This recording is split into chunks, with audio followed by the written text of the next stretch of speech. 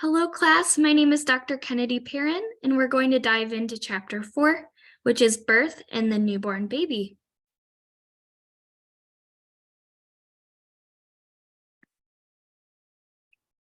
We're going to start our lecture off with Section 4.1, which is the stages of childbirth.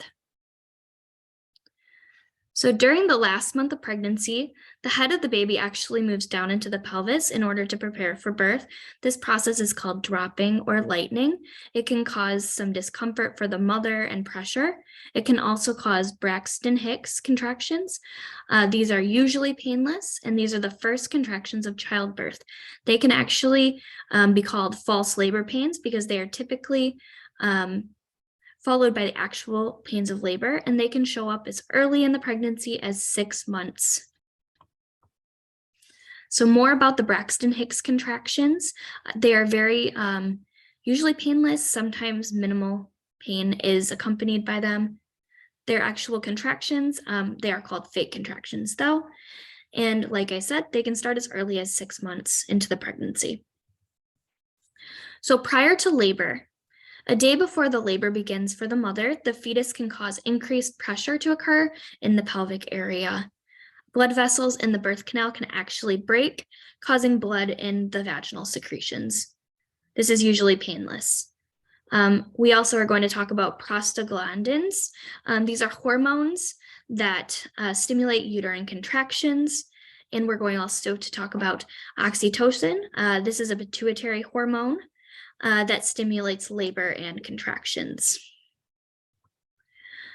So what happens during the first stage of childbirth? There are 3 different stages. So first, regular uterine contractions show and start the childbirth to occur.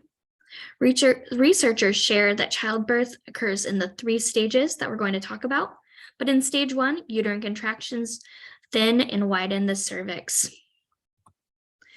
So more about stage 1. So this is the long stage of labor. So for women in their first childbirth, this dilating the cervix can take even more than half a day. Although the average is half a day, some women take longer. Some people take only a few hours. Some take a full day. Each person is different, and each pregnancy and birth are unique. So what happens during the second stage of childbirth, you might be wondering. So during this stage, the baby is visible in the birth canal.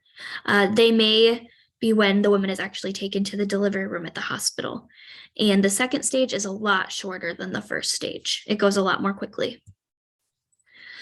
Stage 3 of childbirth, this is referring to the placental stage. This is actually the delivery of that organ we talked about in the last chapter, the placenta. It can last as few as a short minutes for some women and as long as hours or more. The placenta then detaches itself from the uterus and is birthed along with the membrane. So it's actually kind of like a second birth. First, the baby is born, and then the placenta is birthed as well. There is usually blood expelled in this stage, and it's very common and very normal. The uterus then starts to shrink back slowly to its pre-pregnancy size. All right, and the next section is 4.2.